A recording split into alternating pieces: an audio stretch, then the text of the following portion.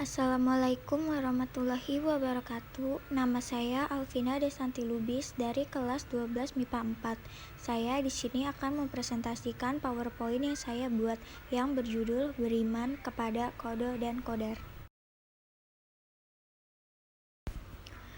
Pengertian Qada dan Qadar. Menurut bahasa, Qada artinya ketentuan, pelaksanaan, hukum, atau keputusan.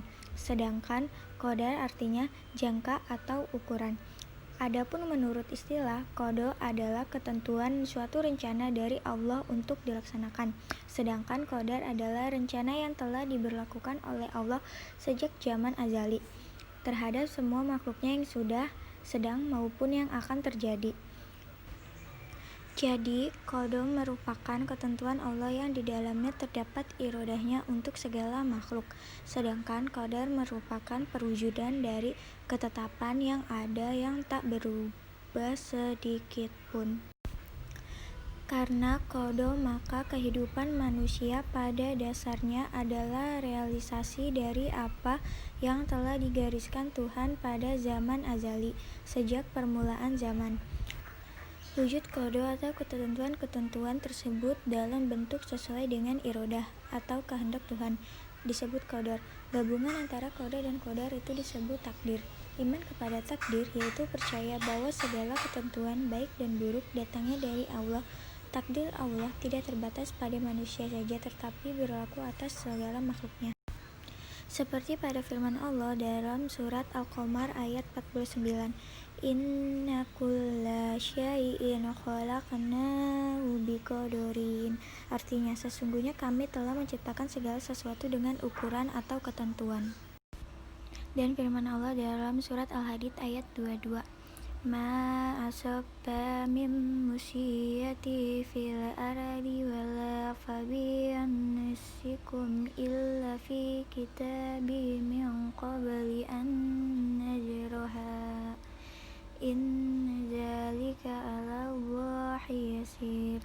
Artinya, tiada sesuatu bencana pun yang menimpa di bumi dan tidak pula pada dirimu sendiri, melainkan telah tertulis dalam kitab Lauhul Mahfuz sebelum kami menciptakannya. Sesungguhnya yang demikian itu adalah mudah bagi Allah. Jadi, pengertian qada dan qadar adalah meyakini dengan sepenuh hati adanya qada dan qadar Allah yang berlaku bagi semua makhluk sebagai bukti kebesaran dan kekuasaannya. Contoh takdir yang pertama, takdir mubram. 1. Datangnya hari kiamat. 2. Jenis kelamin bayi yang baru lahir. 3. Kematian seseorang. 4. Jodoh.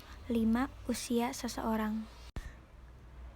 Dan takdir mu'alaq. 1. Untuk menjadi pandai, kita harus belajar dengan tekun dan sungguh-sungguh. 2. Untuk menjadi kaya, kita harus rajin bekerja dan berusaha dengan sungguh-sungguh.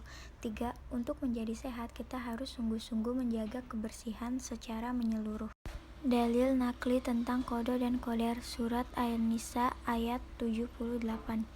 Ayyannama takunu yudrikumul mautu wala kuntum fi buruji musayyidah wa in tusibahum hasanata yaqulu hadhihi min indillah wa in tusibahum sayyi'atu yaqulu hadhihi min indi faqul qulu man indillah ghafali hulail qaumi la yakadunu yafqahum hadisa.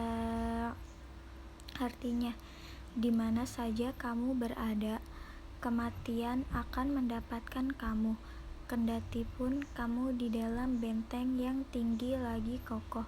Dan jika mereka memperoleh kebaikan, mereka mengatakan, ini adalah dari sisi Allah. Dan kalau mereka ditimpa suatu bencana, mereka mengatakan, ini datangnya dari sisi kamu Muhammad. Katakanlah semuanya datang dari sisi Allah. Maka mengapa orang-orang munafik hampir tidak memahami pembicaraan sedikit pun?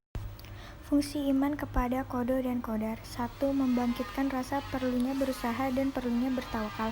2. Sabar menghadapi cobaan dan tidak putus asa karena sadar bahwa segala-galanya dari Allah. 3. Tidak sombong dikala berhasil dan tidak kecil hati dikala gagal.